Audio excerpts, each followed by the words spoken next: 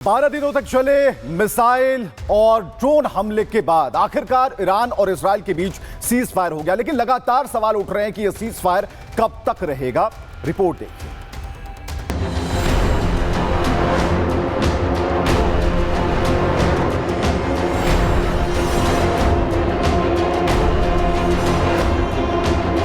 पश्चिम Asia फिर एक बार जंग के मुहाने से लौटा है।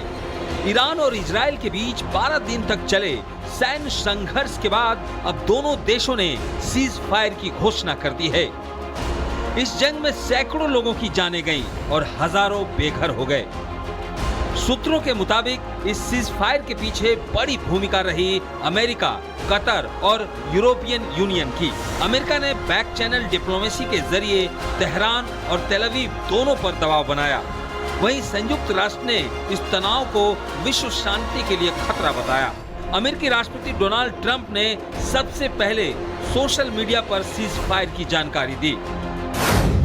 ट्रंप ने लिखा, सभी को बधाई।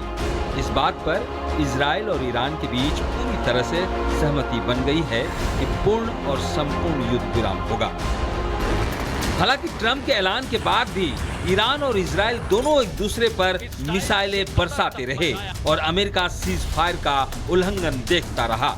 लेकिन बाद में दोनों ने सीज फायर पर अपनी सहमति जताई और जंग से जंगबंदी तक का सफर पूरा हुआ। आपको बता दें कि ये संघर्ष किसी भी वक्त पूरे मिडिल ईस्ट को अपनी चपेट में ले सकता है, इसलिए ये सीज फायर वक्त की सख्त जरूरत थी। 12 दिन तक चले इस जंग में कौन जीता कौन हारा, इसका फैसला दोनों देश अपने अपने हिसाब से कर रहे हैं। इजराइल कह रहा है कि उसके सारे मकसद पूरे हो गए, वहीं ईरान इजराइल के साथ 12 दिनों तक चले युद्ध में अपनी सेना की कार्रवाई की प्रशंसा कर रहा है। ईरान की राजधानी तेहरान में तो बाकायदा सीज फायर के बाद जश्न मनाया गया। वहीं सीज फायर के बाद इजराइल के पीएम नेतन्याहू ने भी अपनी पीठ थपथपाई और कहा, हम शेर की तरह उठे और हमारी दहाड़ ने तेहरान को हिला दिया। यह युद्ध दुनिया की सभी सेनाओं को सिखाया जाएगा। हमने अराक, नतांज, इस्फहान में महत्वपूर्ण सुविधाओं को नष्ट कर दिया। हमने ऐतिहासिक जीत हासिल की। फिलहाल सीज फायर को लेकर ईरान और इजराइल के अपने अपने दावे हैं। वहीं अमेरिकी राष्ट्रपति ट्रंप हैं जो सीज फायर का मेडल खुद ही अपने गले में डालकर जीत का क्रेडिट लेते घूम रहे हैं। फिलहाल दोनों देशों की तरफ से जंग बंदी है। हालांकि शांति की ये सांस कितनी लंबी चलेगी ये कहना मुश्किल है। विशेषज्ञ मानते हैं कि जब तक मूल मुद्दों जैसे ईरान का परमाणु कार्यक्रम, इजराइल की सुरक्षा और हिजबुल्लाह जैसे प्रॉक्सी का हल नहीं निकलता, तब तक ये सीज फायर अस्थायी रहेगा। तो फिलहाल जंग थमी है, लेकिन डर बाकी है। क्या ये संघर्ष फिर से लौटेगा या मिडिल ईस्ट को अब वाकई शांति नसीब होगा? इस पर पूरी दुनिया की नजरें बनी रहेगी। Bureau report, Republic Bharat. Donald Trump के हालात ये हो चले हैं कि दुनिया में कोई भी उन्हें सीरियस नहीं ले रहा है। ईरान इजराइल युद्ध में क्या हालात ट्रंप के हो चुके हैं, ये एक बार फिर से सबके सामने आ गया है। एक तरफ ट्रंप सीज फायर चिल्ला रहे थे, तो दूसरी तरफ ईरान इजराइल एक दूसरे पर गोला बारूद दाग रहे थे। लेकिन सवाल ये है कि अमेरिका को महान बनाने का सपना दिखाने वाले ट्रंप और अमेरिका की पूरी दुनिया में ईरान इजराइल युद्ध के बाद हद क्यों पिट गई?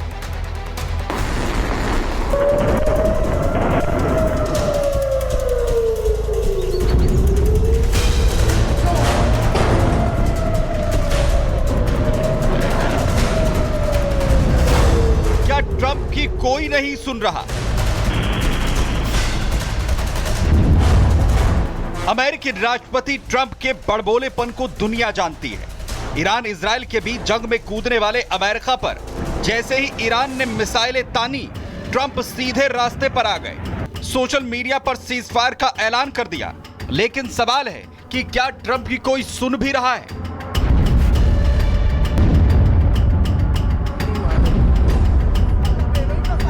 ट्रंप के सीज फायर के ऐलान का कोई असर नहीं दिख रहा है। इजराइल और ईरान के बीच लगातार हमले हो रहे हैं। इजराइल ने ईरान पर हमले का आरोप लगाया है, तो वहीं ईरान ने सीज फायर के उल्लंघन से इनकार किया है।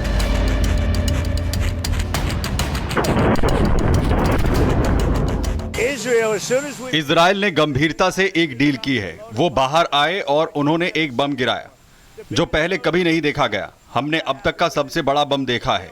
मैं इजराइल से खुश नहीं हूं। जब आप बैठे होते हैं तो ठीक है, आपके पास 12 घंटे होते हैं। आप पहले घंटे में बाहर नहीं जा सकते। आपके पास जो कुछ भी था उसे गिरा दें।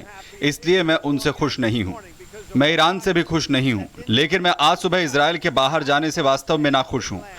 I'm not happy about that.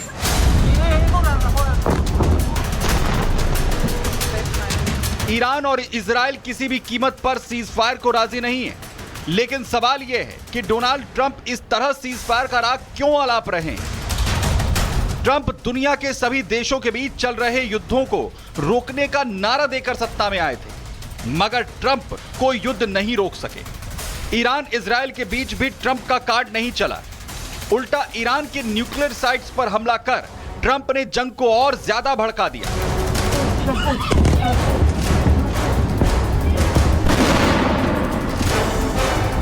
Iran कह रहा है कि युद्ध शुरू इजराइल ने किया पर बंद हम करेंगे। तो अब सबसे बड़ा सवाल है कि क्या ट्रंप के बयान को कोई तूल नहीं दे रहा? क्या ईरान सीज फायर को राजी है? क्या इजराइल अब हमला नहीं करेगा? ट्रंप के सीज फायर के ऐलान की भद्द कैसी पिटी, वो इस बात से भी जाहिर होता है कि घोषणा के कई घंटों के बाद तक ईरान लगातार इजराइल पर मिसाइलें दागता रहा। इजराइल की इन तस्वीरों को देखिए। ये तस्वीरें हैं इजराइल पर ईरान के हमले की, और वो भी सीज फायर के बाद। तस्वीरों से साफ है कि ईरान ने किस कदर इजराइल पर घातक हमला किया है। इजराइल के रक्षा मंत्री इजराइल कॉट्स ने चेतावनी देते हुए यह तक कह दिया है कि मैंने आईडीएफ को आदेश दिया है कि ईरान द्वारा युद्ध विराम के उल्लंघन का कड़ा जवाब दिया जाए। इसके तहत तेहरान के बीचों बीच ईरानी सरकार के ठिकानों पर भी जोरदार हमले किए जाएं। वहीं ईरान के विदेश मंत्री अरागची ने तो पहले सीज फायर को सिरे से खारिज ही कर दिया था। तो क्या ट्रंप क्रेडिट लेने के चक्कर में जल्दबाजी कर गए? ट्रंप ने कहा कि दोनों देश सीज फायर के लिए सहमत हैं। ईरानी विदेश मंत्री का बयान ट्रंप से बिल्कुल अलग आया। सीज फायर पर कोई औपचारिक समझौता नहीं हुआ। 3 स्टेप सीज फायर फॉर्मुलेशन से कंफ्यूजन हुई। ईरान पहले 12 घंटे के लिए हमले रोकेगा, ये ट्रंप ने कहा। फिर इजराइल अगले 12 घंटे तक ऐसा ही करेगा, यह भी ट्रंप का बयान में शामिल था। वहीं ट्रंप ने कहा कि 24 घंटे के बाद आधिकारिक रूप से युद्ध विराम होगा, और टाइमिंग के चक्कर में सारा कंफ्यूजन पैदा हुआ।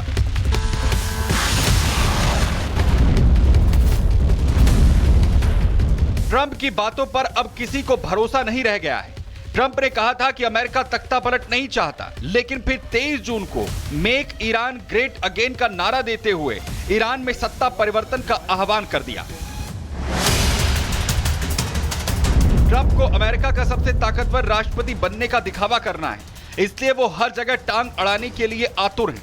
पहले वे हर युद्ध में घुसते हैं, फिर अपने को शांतिदूत बताते हुए सीज फायर की घोषणा करने लगते हैं। उनका ये ड्रामा अब एक्सपोज हो रहा है। Bureau report, Republic Bharat.